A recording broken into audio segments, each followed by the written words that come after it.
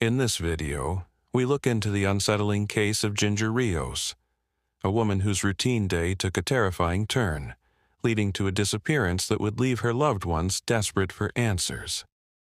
Let's get started. A woman and her husband worked at a store that sold different kinds of spy gear. The store sold tools and other unique items that you couldn't find anywhere else. But one day, out of the blue, the woman went to the back of the shop and found the body of a woman who was no longer alive. The woman would have thought it was a mannequin, if not for the horrible red pool that circled the dead body. We all know it's not a dummy, though. The woman was upset, but it wasn't just because she had just found a crime scene. It was because she had seen the victim shopping in the store hours before. The woman tried very hard not to scream as she slowly moved away from the body, but she ran into something or someone. Before we continue, don't forget to hit the like button, subscribe for more real-life crime stories, and turn on the notification bell so you never miss an update.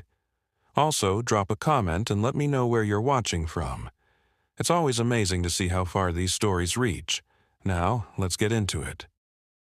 Denise and George Rios had a daughter named Ginger. She was born in Huntridge, Las Vegas. She had a sister named Daniela as well. Young Ginger was full of life and had big hopes. Ginger promised her mom Denise that she would become Miss Las Vegas one day if she became an artist. Ginger grew up in Las Vegas and loved music, dancing, and singing. She wanted to have her own show or be in one. In addition to being very smart, Ginger was also very outgoing. She loved being around other people and was the life of every party. It was amazing how much energy and charm this girl had. As Ginger grew up, she worked as a backup dancer for a show called The Salsa Machine. Then, when she was 20, she met Mark Hollinger, who was 34 years old. There was a big age difference between them, but Ginger was calm.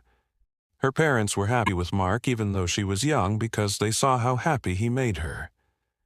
They thought that Mark was the best choice for Ginger. He balanced her out. Even though they were complete strangers, they worked well together. Right away, Mark and Ginger got married and they moved into a house not long before today's case.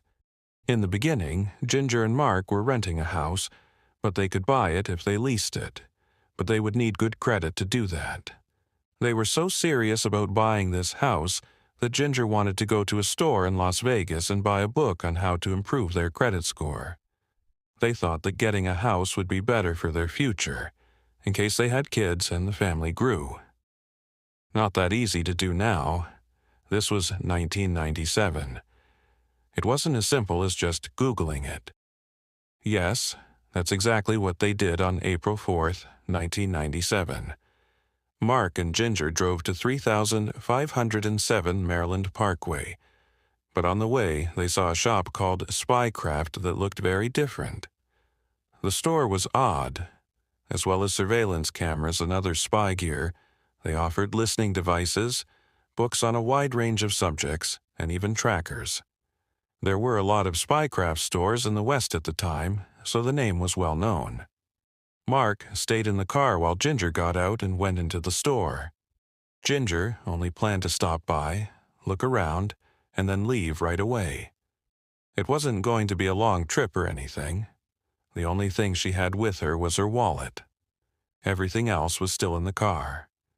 Spycraft usually had a wide range of customers. Not everyone who came in was looking for trackers to keep an eye on their kids. Some people had sketchy pasts and wanted to get their hands on shady gadgets without getting caught. The shop in question was run by John Flowers and his wife Cheryl. When Ginger walked into the store, she thought she would only be there for a minute or two, but after a few minutes, she never came out. Mark was right there in the parking lot, but he never saw Ginger come out of the shop. Mark would have found Ginger and gone after her if she had gone somewhere else. But Ginger never left the storefront. After a few more minutes, Mark had had enough. Ginger's odd delay was making him mad. As you might expect, he was a little upset because they had other things to do. He quickly went inside the store and rushed to the cash register where John and Cheryl, his wife, were helping customers. Mark then told the couple about Ginger and asked if she was in the store and what was taking her so long. Mark didn't understand what the shop owner said. Mark was told by John that Ginger had bought a book and left a long time ago. Mark knew that wasn't true, though.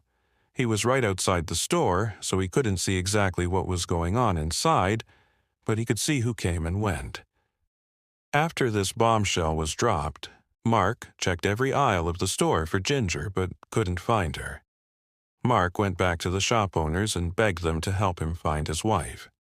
John told him the same thing, which made Mark even more confused.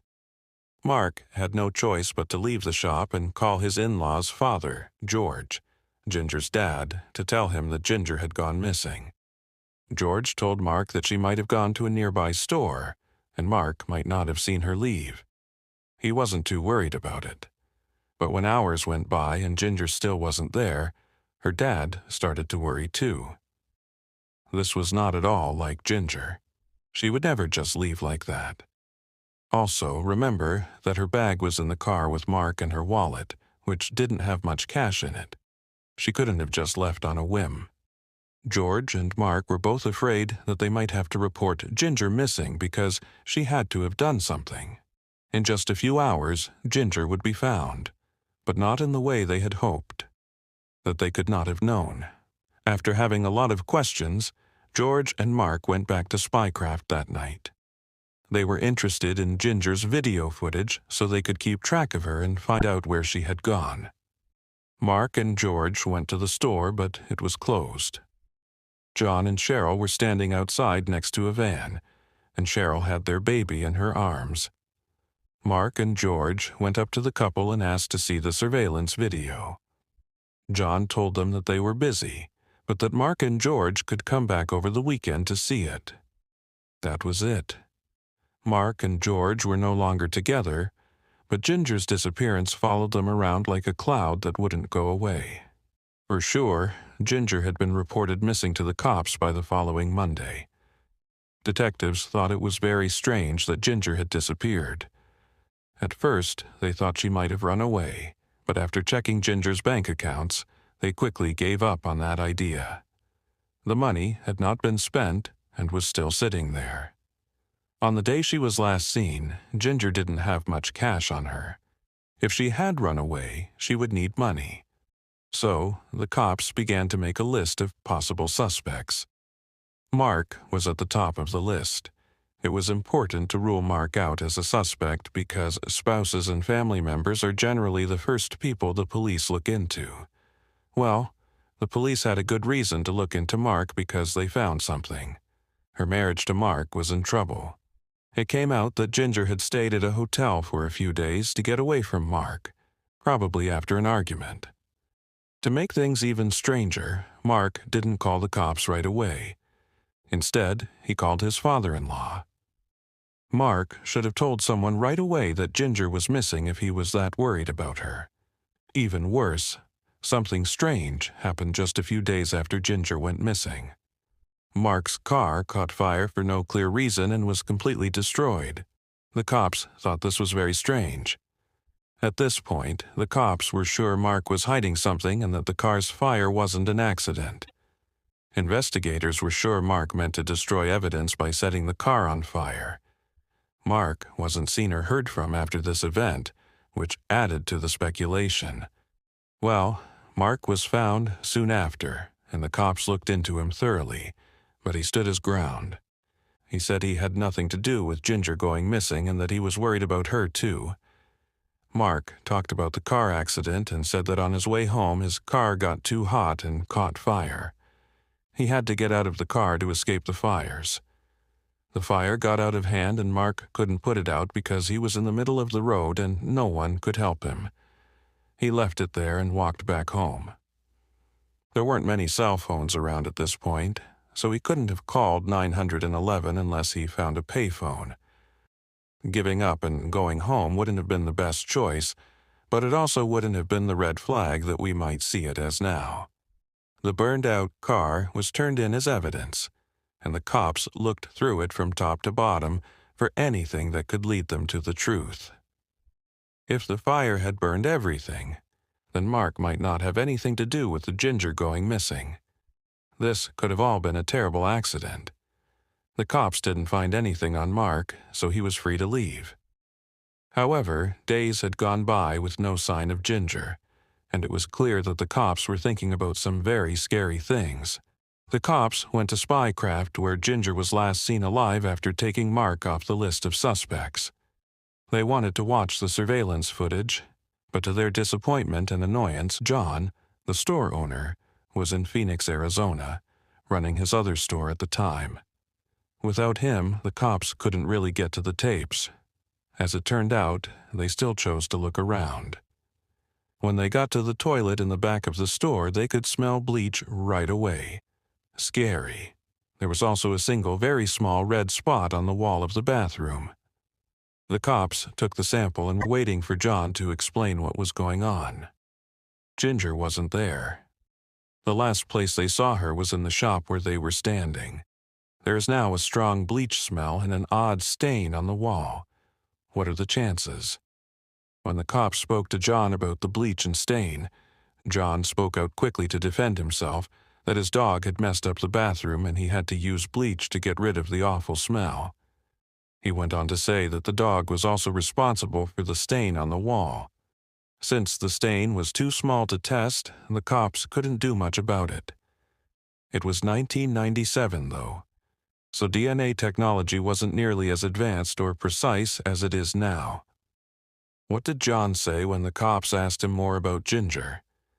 He told them the same thing he told Mark. She went into the shop, paid for the book she wanted, and then left. John also said he had video footage and Ginger's receipts, but when the police asked him to show them, he couldn't. Either he was lying, or he hadn't kept track of the videos and receipts from his shop. It didn't look good either way. The cops didn't believe it and knew something wasn't right, but they couldn't do anything about it. There simply was not any proof. I mean, nothing at all. After that, the cops looked into Ginger's work as a performer. The cops thought that Ginger might have a stalker and that she might have been picked on by a crazy person. The officers looked into this idea more, but nothing came of it. It was already a month, and nothing had changed in Ginger's case. It didn't look good for the investigators because no one had any leads, information, or anything else useful that could point them in the right way. That would soon change, though, when a few months later someone came forward with information that put Ginger's absence in a bad light. This finally led to answers about the woman who went missing. A woman named Cheryl was the one who spoke up. You should recognize that name. That's right. She used to be married to John Flowers. They were no longer married. And Cheryl told the cops something that could help them solve Ginger's case. The police asked her why she hadn't told them about this months earlier, and she said it was because she was afraid of her husband because she found Ginger. She wasn't sure how he would respond, but I'm getting ahead of myself. Cheryl says that John's creepy longing eyes were burning holes in the back of Ginger's head as soon as she walked into the shop. Then he told Cheryl to get something from the back, which wasn't strange because John always yelled orders at everyone. When Cheryl came back a few minutes later, Ginger wasn't there. It wasn't like that at all. Cheryl thought that Ginger had bought her things and left. Mark came into the store worried and asked where his wife was. Cheryl honestly didn't know where Ginger was. But when Mark left, John told Cheryl not to go into the storage room in the back of the store. Cheryl was already nervous, but she went into the back of the store anyway. Even though she was shaking with fear that John would catch her, she almost screamed when she opened the door and saw Ginger lying on the floor dead. John was there when Cheryl was moving away and ran into him. It looks like something from a scary movie. Think about how scared Cheryl must have been at that time.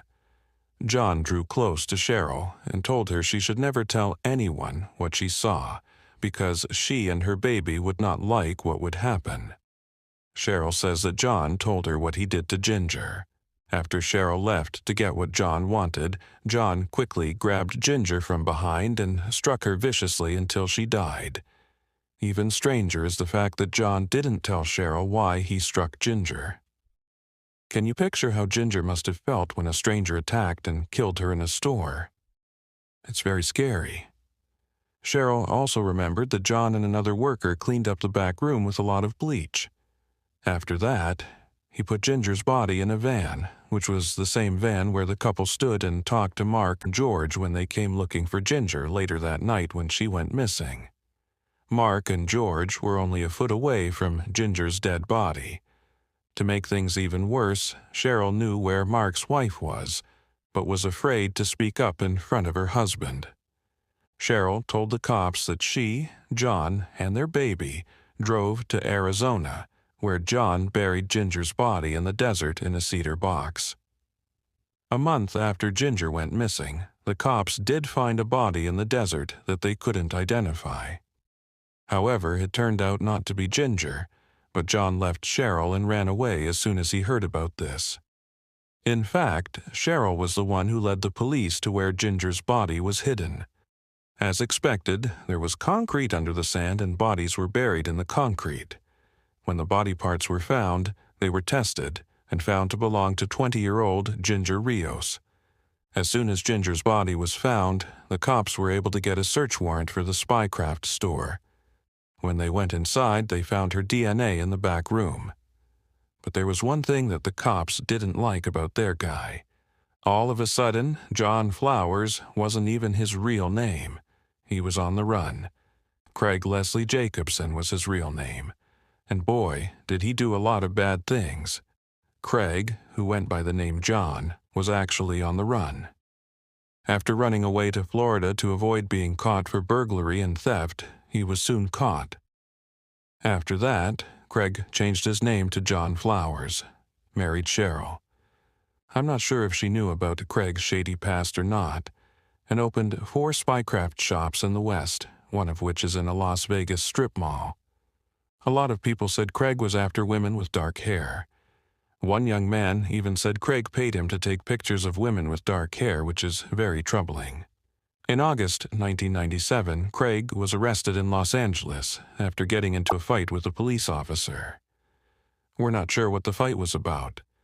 I guess Craig, John, or whoever he was wasn't even good at staying out of sight. He was quickly sent back to Nevada and charged with killing Ginger. He admitted to killing her.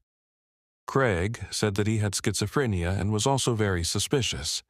But this could have been his whole plan the whole time to get a lighter term. An outside expert said Craig had told people in jail that he would plead insanity and act crazy to get out of jail free. The prosecution made it clear that Craig was not mentally sick and was instead faking his illness. The government was going to ask for the death sentence, but they offered Craig a plea deal, which he quickly accepted. In exchange for his guilty plea, Craig agreed to pay Ginger's family about $3,200 in restitution. He would also spend the rest of his life in jail without the chance of parole for 20 years. In the end, this is exactly what Craig got. There was more, though. Remember the body that couldn't be named that was found in the desert not far from Ginger's? Well, it took the cops a few years to figure out who the victim was. Her name was Christina Martinez, and she was a young girl.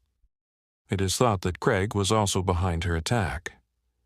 She was 15 years old when she died. Christina disappeared on May 3, 1997, after going to a nearby laundromat. She lived in a group home in Arizona, which was luckily right across the street from the Spycraft shop. There was no word of Christina missing, which is so sad because she had a troubled past and had run away before. Nothing was done to find this girl for months while she was buried in the desert. Craig got out of jail in Nevada in 2015 and was sent to Arizona to be tried for killing Christina. However, he has not yet been found guilty of killing her. In 2016, a judge in Maricopa County Superior Court said he wasn't mentally fit to stand trial. However, that same judge later said he was mentally fit and had been lying about being mentally ill. Maricopa County Superior Court Judge Warren Granville agreed to a defense request to test Craig's competency to stand trial for Christina's murder on September 21, 2017. But there have been no updates since then, at least none that have been made public. Craig is still in jail, and we only know that he has killed more young women and girls than he is admitting. In May 1997, he killed another girl named Mary Stoddard, but her body hasn't been found yet. The death of Ginger really hurt her family. From jail, Craig wrote letters to Ginger's dad to say he was sorry for what he had caused the family to go through. Craig told everyone that he hit Ginger because she snapped at him in the shop. It's clear that no store worker wants to deal with tough customers. But do they go around killing people? Not at all. Also, I'm not sure if what Craig says is true. He is a sick person who goes after women and girls. He kills people all the time for crying out loud. He has nothing to stand on, and almost everything he says is probably not true. Mark, who was first thought to be responsible for Ginger's disappearance, looked very upset and emotional in TV appearances, and all he wanted was his wife back. They were almost ready to start living together. It wasn't always easy, but he loved Ginger for everything she was. The sad news is that Denise, Ginger's mom, died of a cancer on July 24, 2014. After losing Denise, George and his other daughter, Daniela, were also very sad. But George and Daniela say that the only thing that made them feel better was knowing that Ginger and Denise are now together in a better place. She was excited about many things in her life, but she never got to do any of the things she had planned. She wanted to own a house with her husband, have kids, and watch them grow up. She didn't get to have her own show or start as a dancer or singer because she died. Now, all that's left of her is a memory in the hearts of her family and friends who are still in unbearable pain when they think about how that terrible day in April 1997 changed their lives.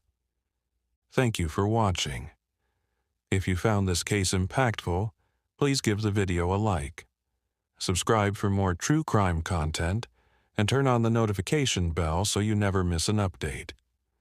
I'd love to hear your thoughts in the comments below. Until next time, stay safe, and I'll see you in the next video.